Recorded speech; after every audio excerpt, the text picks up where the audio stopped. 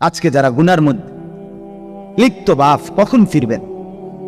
আজকে যাদের ঘরে 20 বছর ধরে রঙিন টেলিভিশনে প্রতিদিন স্ত্রী ছেলে মেয়ে নাচ গান নর্তকীর ছবি সিনেমা নাটক হিন্দি সিরিয়াল দেখতেছে বাপ, এটা গুনাহ আপনি বোঝেন না, তো তাদেরকে কখন ফিরাবে? কতদিন পরে তারা ফিরবে বলেন না?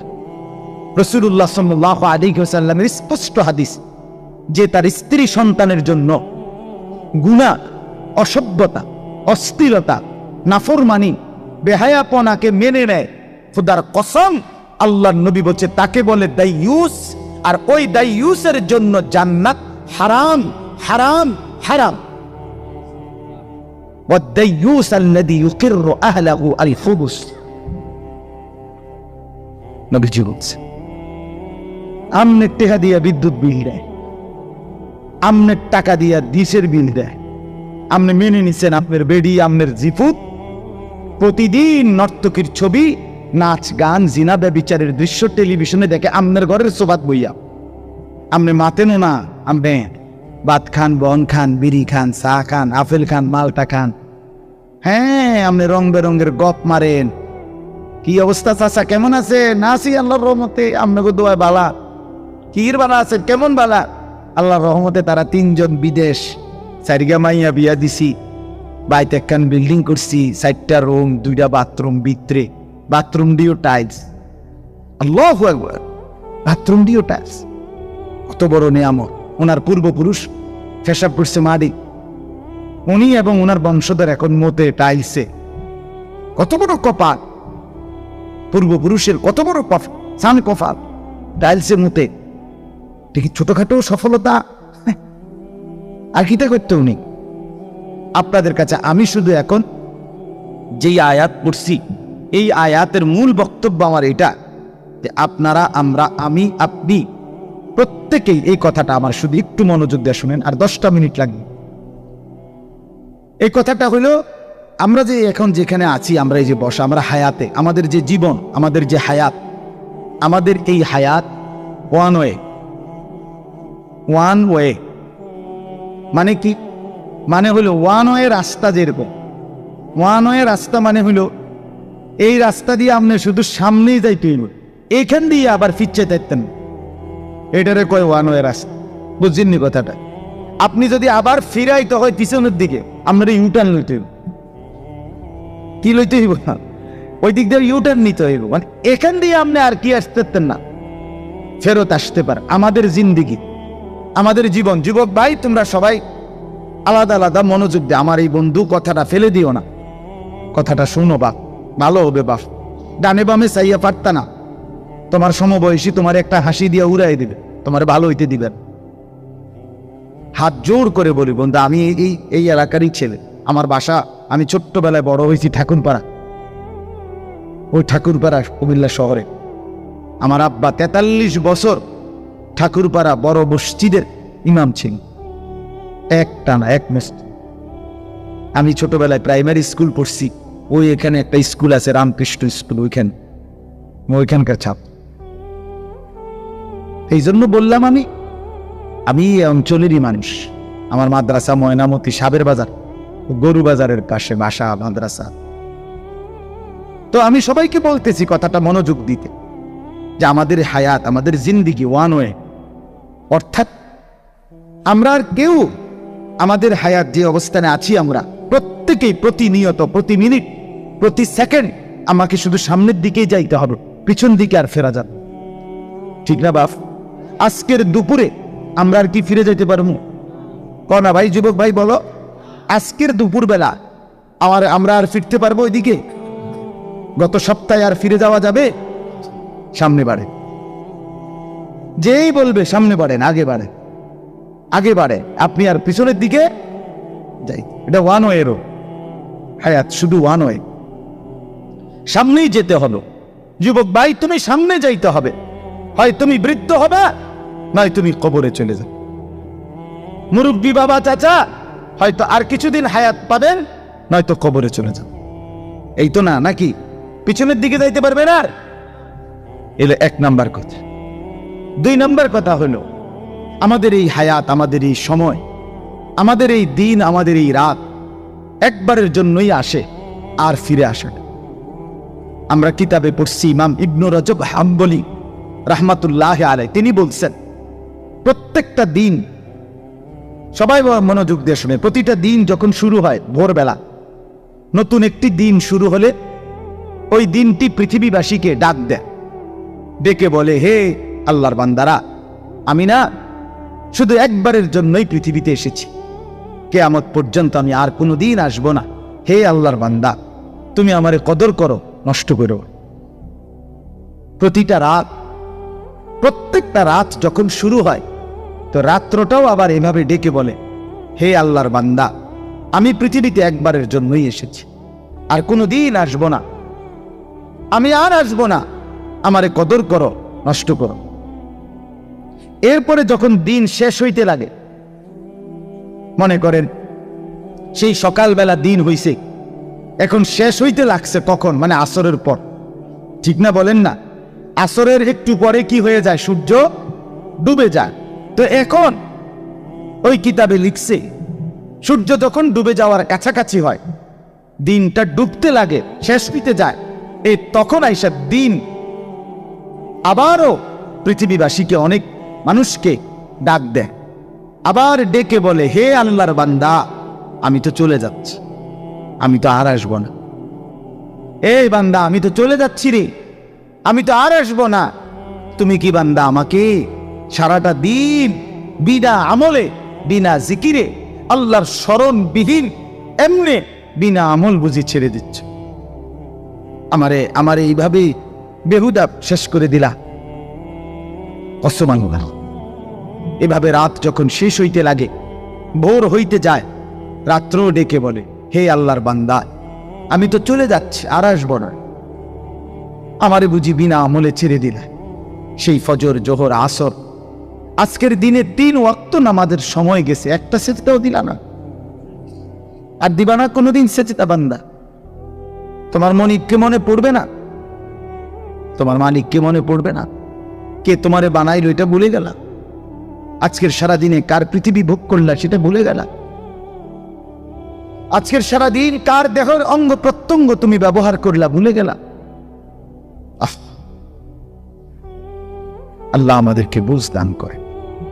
রাত্র এভাবে বলে, হে আল্লাহর বান্দা, সেই মাগরিব গেল, এশা গেল, তাহাজ্জুদের ওয়াক্ত গেল, সারাটা রাত মোবাইলের ছবি দেখতে দেখতে, নর্তকীর নাচ দেখতে দেখতে, অথবা খামখেয়ালির আড্ডা দিতে দিতে, অথবা শুধুই ঘুমে ঘুমে শেষ করে দিলা। আমি তো অসংখ্য যুবককে এখন দেখি রাস্তায়, হাইওয়ে, মহাসড়কে দেখি, রাত্রে 2টা 3টায়, কত সময় আমি ফিরি, ও শরীয়তপুর, মাদারীপুর, ফরিদপুর, চিটাগাং, সেদিন মহেশখালীর থেকে আসতে দেখছি, প্রতিদিন দেখি রাতের 2টা 3টা বাজে। অসংখ্য রাত্রিবেলা আমাদের এই হাইওয়ে, মহাসড়কগুলোতে অসংখ্য যুবক মোটর সাইকেলে, একটা যুবতী মেয়ে নিয়ে সারা রাত মোটর সাইকেল চালায়। এটা বাংলাদেশের নতুন ফ্যাশন।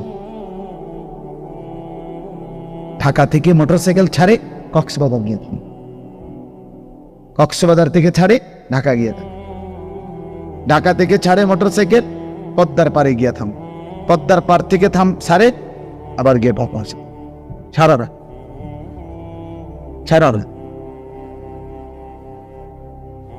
হ্যাঁ, সেদিন এক ভদ্রলোক আমারে বলছেন, আমার 4টা গাড়ি, প্রাইভেট কার। শহরের এক ভদ্রলোক খুব কাইন্ডা দিছে আমার, জড়ায় ধরে, আমার 4টা গাড়ি, আমার ছেলেটা একটা গাড়িও ব্যবহার করে না, সে সারা রাত মোটর সাইকেল চালায়, অথচ প্রাইভেট গাড়ি আছে, এর কাছে এটা ভাল লাগে। এই যে হায়াত শেষ করে দিল, এই হায়াত আর ফিরবে না, এই হায়াত আর ফিরবে, আর আসবে না কোনোদিন।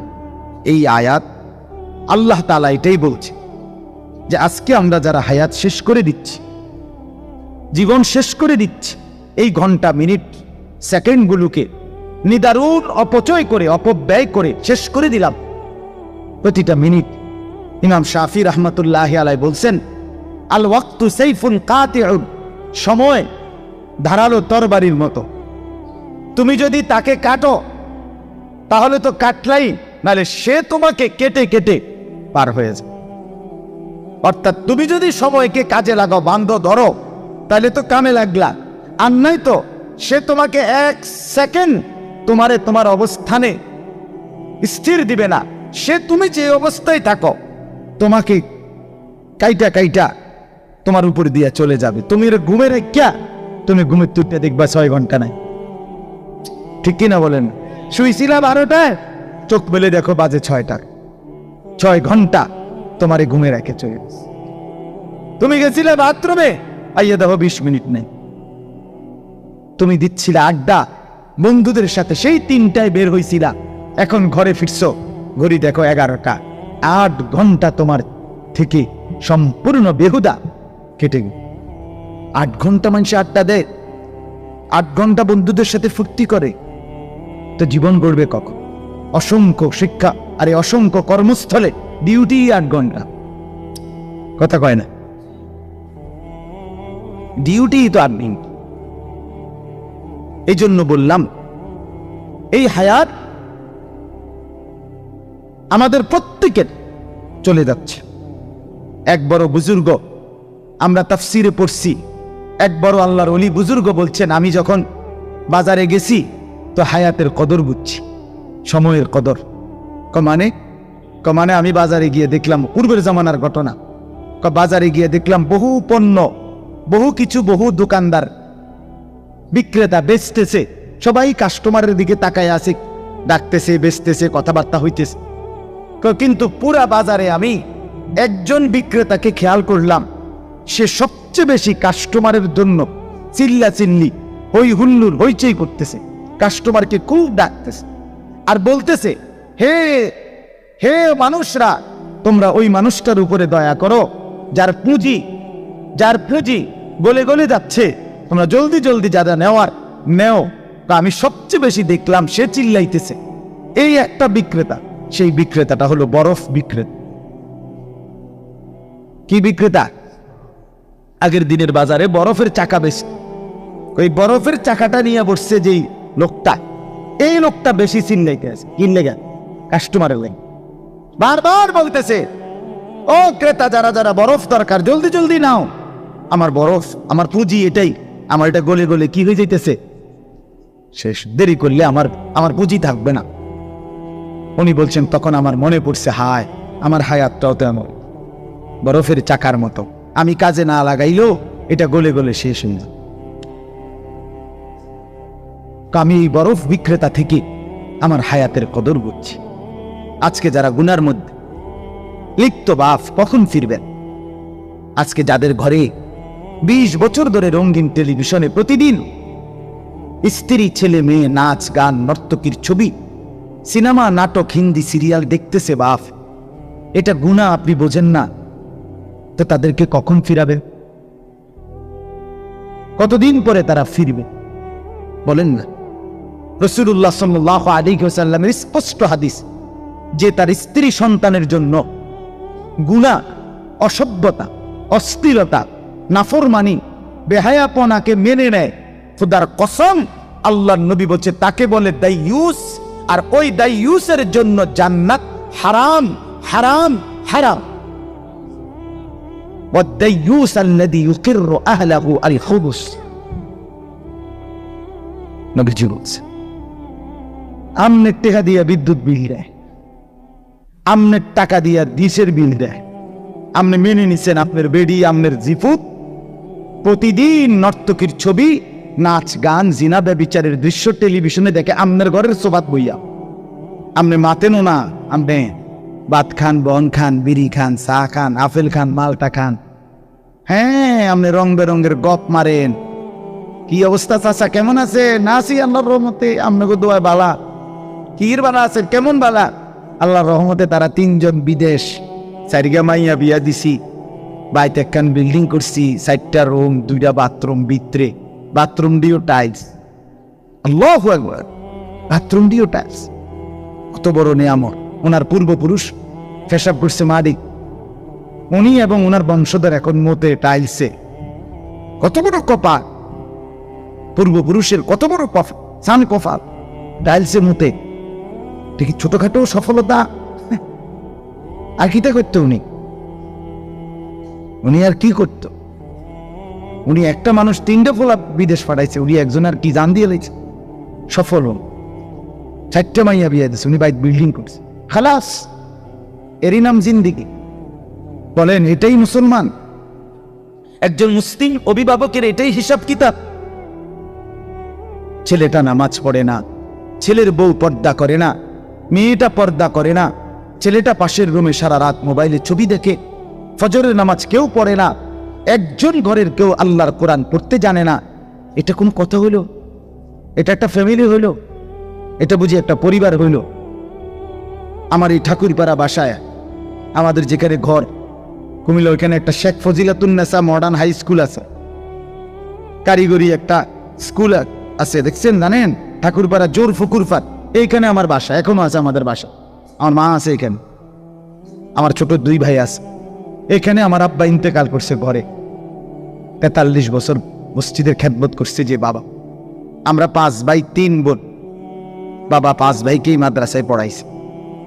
5 ভাই 3 বোন, আমাগো জিফুত নাতি নাতি আব্বার বাতিজা বাগিনা মিল্লা। আব্বা যখন একেবারে শেষ অবস্থা, বাসায় লম্বা হয়ে আছে, শ্বাস নিচ্ছে, তখনও জীবিত। আমরা 25 জন ভাই বোন আর এই বাগিনা বাতিজা আমগো জিফুত মিল্লা আল্লাহর কোরআন পড়তেছিলাম খুললা। এই অবস্থা আমার আব্বা ইন্তেকাল করছে। আমার মা, আরে আমি বলছি মা আপনি কাইদেন না, মা মা আপনি কাইদেন না। একটু পরে কবরে মুনকার নাকির যখন প্রশ্ন করবে আমার আব্বারে যে আলী আশরাফ মান রব্বুক, তোমার রব কে? আমার আব্বা বলবে ফেরেশতা। রব কে জানতে চাচ্ছ? 25 জন বংশধর এই মাটির উপরে 3 হাত উপরে রবের কোরআন পড়ার রাইখেই তো আসছি এখানে। রব চিনব না কেন? আল্লাহকে চিনব না কেন? রব না চিনলেনি ওরা কোরআন শরীফ পড়তেছে। রব চিনেছি বলেই তো সন্তানকে দিন শিখাইছিলাম, আল্লাহ কোরআন শিখাইছিলাম। এটা সফলতা হইতে পারে, এটা সবক হইতে পারে, জিন্দেগীর সার্থকতা, এটা জীবনের সফলতা হতে পারে। বাপ, আমরা মুসলমান, শেষ আমাদের মূল পরিচয় আমরা মুসলমান, এটাই পরিচয়। আমি অন্য সব পরিচয়ে অন্যর অংশীদার। ডাক্তার তো বিধর্মীয় আছে, ইঞ্জিনিয়ার বিধর্মীয় আছে, দুনিয়ার যে কোনো পদ পদবী অন্যেরও আছে, কিন্তু আমরা মুসলমান, এটা শুধু আমার। আমরা সেজদাওয়ালা, আমরা কালেমাওয়ালা, আমরা বন্দিগিওয়ালা।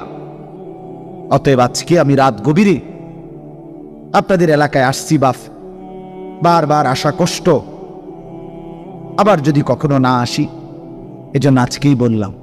একবার সুযোগ পেলাম, একবারই বললাম, হায়াতের কদর করে। এটাই মূল সবক আজকে। আগত রমজান একদম সামনে, আর একটা মাস।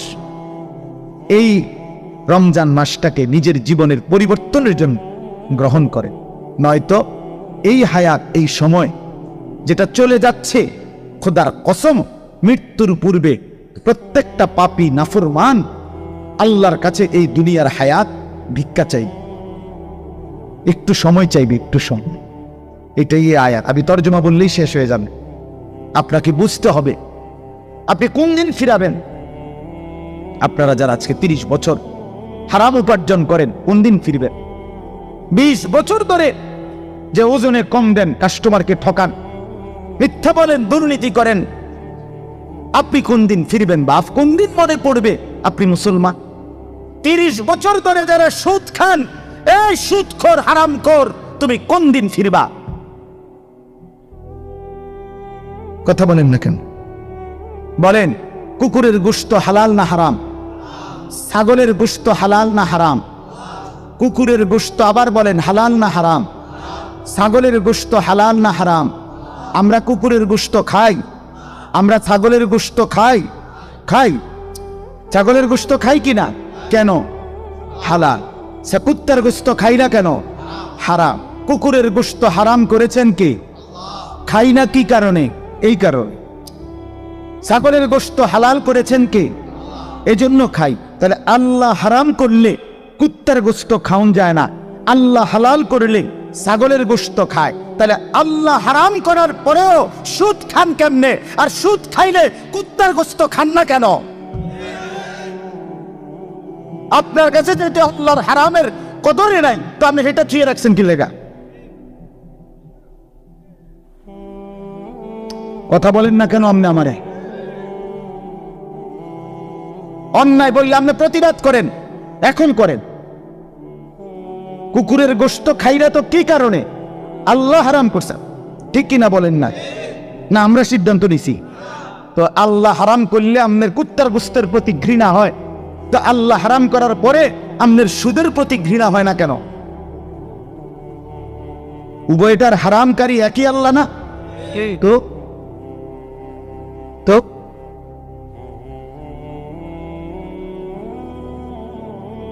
আখিরাত বরবাদ করেন না। ও তারে সুদে টিয়া লইয়া বিদেশ পাঠাইছেন, এতে আপনার আলগি দিয়ে ধরব। হুদ্দা হুদ্দা হুদ্দা ধোকা, দুনিয়া ধোকা। আপনি মরলে প্রথম বছর কক মুরগা, পরের বছর ফার্মের মুরগা, এরপরের বছর ফাঙ্গাস, এরপরের বছর কবে এই বছর একটু বেশি ঝামেলা, এই বছর আব্বার লেগে দোয়া ফরাইলাম হইলে কিন্তু বেশি গেছে আছে, সামনের বছর বাড়াইয়া করবো, তো শেষ শেষ শেষ। আর কি ফাঙ্গাসের পরে হেঁটে এরপরে কি দিয়ে খাবো? কথা কয় না শরীফ ভাই, অন্য কি মাছ? অতএব আপনি বলেন দুনিয়া ধোকা, নিজের আখিরাত নষ্ট করে, নিজের কবর নষ্ট করে, হারাম দিয়ে সন্তান, স্ত্রী, পুত্র, পরিজন সাজাইয়েন না। এটা সাজবে না, নষ্ট হবে, ক্ষতিগ্রস্ত হবে, চলেনি। এবার তর্জমাটা শুনে কথা শেষ। আল্লাহ তাআলা বলেন, মূল বক্তব্য এটা হায়াতের কদর, এই জীবনের কদর। এই সময় আর আসবে, এই হায়াত আর মিলবে। যুবক ভাই তোমাদের, বাবা আপনাদের, কারণ কাজে নাফরমানি ছেড়ে দিন। আগত রমজানকে টার্গেট করে জীবন বদলানোর সিদ্ধান্ত নিন। বলেন ইনশাআল্লাহ। যুবক ভাই ক্ষতিগ্রস্ত হইও না। যুবক তুমি নষ্ট হয়ে গেলে এই সমাজ, এই দেশ, এই ইসলাম, এই কোরআন ক্ষতিগ্রস্ত হবে না বন্ধু। তুমি হাইরা যাই না। তোমার মতো বেড়াইতে লেগে ইসলাম আটকে না। আমরা কিতাবে পড়ছি, আবু জেহেল, আবু লাহাব, উতবা, শাইবা, মক্কার কাফের কুরাইশরা মাঝে মধ্যে একত্রে মিটিং কইতো নিজেরা। আবু জেহেল কইতো, আরে মোহাম্মদ কিত্তা মেহনত করো, হ্যাঁ কি দৌড়াদৌড়িটা করতে আছো, তোমার ইসলাম কদ্দুর আগাইব?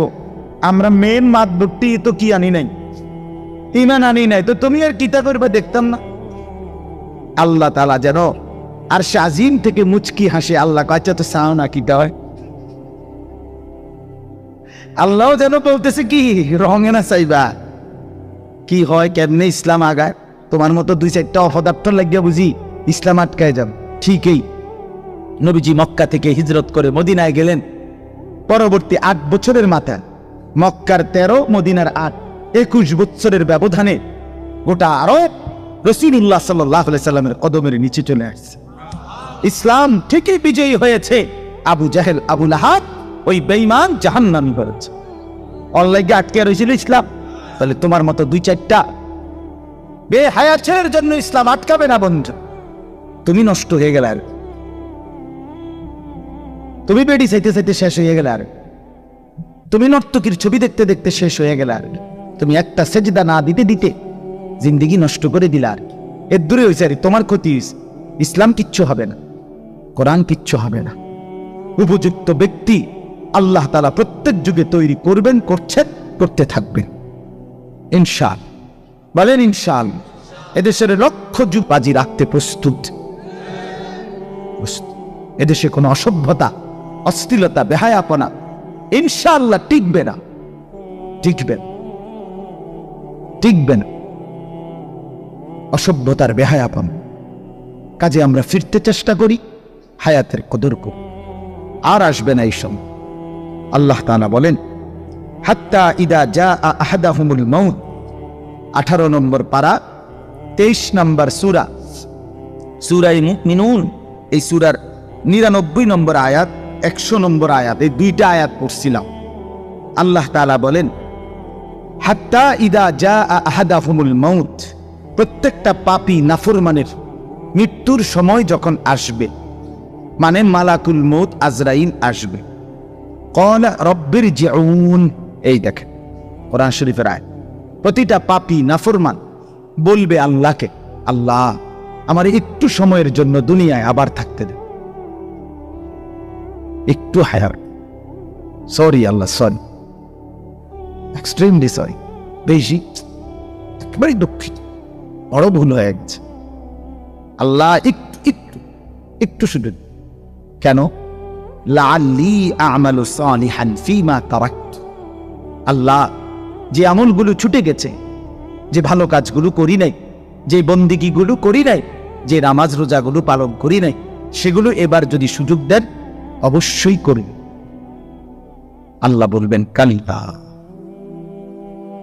কাল্লা, কখনোই কখনোই না। ইন্নাহা কালিমাতুন হুয়া কাইলুহা, আমার বান্দা নাফরমান, আমি তোমারে চিনি বান্দা, তোমার এগুলো কথার কথা। আজরাইল দেখে ভয় পাইছে, দেখে কইতে আছে আজরাইল যখন টানা চটকনা দিব এখন, এই জন্য ঘুরাইয়া একটা থাপ্পড় মারবো দে, এল নাকি কইতে আছে। আবার ছেড়ে দিলে তুমি যে তোমারে চিন, তোমার বেডির যে সময় সিজার হইতে লাগছে, সেই সময় তুমি আল্লাহ আল্লাহ আল্লাহ সোয়ানা সোয়ানা না,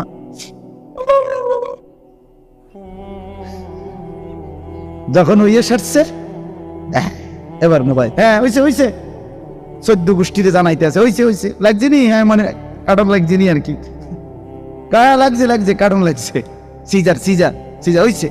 এবারে জানাইতে আছে পাক ভারত উপমহাদেশ শেষ হইয়া, ইউরোপ আমেরিকা এশিয়া দক্ষিণ আফ্রিকা অ্যান্টার্কটিকা শেষ হইয়া 14 গোষ্ঠী মারিক তলে কেউ আসেনি, সবাই জানাইছে হইতে আছে। আসর মাগরিব এশা শেষ হইয়া, কিরে বেঈমান এখন নামাজ পড়ো না? একটু আগে যে তুমি আল্লাহর একদম নামাই এনেছিলা, কথা বলেন না কেন? আল্লাহ বলে এই জন্য বাটফার তোমার আমি চিনি, তুমি কোন রকের মানুষ। فإذا ركبوا في الفلك دعوا الله مخلصين له الدين, আল্লাহ বলে মাছ দরিয়ায় যখন ঢেউ উঠে, ঝড় উঠে, লঞ্চ কিংবা স্টিমার কিংবা নৌকা কিংবা জাহাজে, আল্লাহ বলে নাফরমান আমি জানি তখন তুমি আমি আল্লাহকে দাবুল্লাহ মুখলিসিন লাহুদ্দিন, বড় দিল দিয়া একাগ্র চিত্তে তখন তুমি আমি আল্লাহকে ডাকতে থাকো। ফালাম্মা নাজ্জাহুম ইলাল বাররি, এরপরে আমি যখন দয়া করে পারে ভিড়াইয়া দেই, কুলে ভিড়াইয়া দেই, ফাইদা হুম ইউশরিকুন, সাথে সাথে আমি আল্লাহকে ভুলে শিরিক করতে থাকো। অ্যাক্সিডেন্ট হইতে লাগলে আল্লাহ আল্লাহ, অ্যাক্সিডেন্ট থেকে বেঁচে গেলে এবার ড্রাইভারটা মাশাআল্লাহ, মাশাআল্লাহ তো আমি কইছি মাশাআল্লাহ, কোন একটা ড্রাইভার, ড্রাইভার রে একটা জানো ড্রাইভার,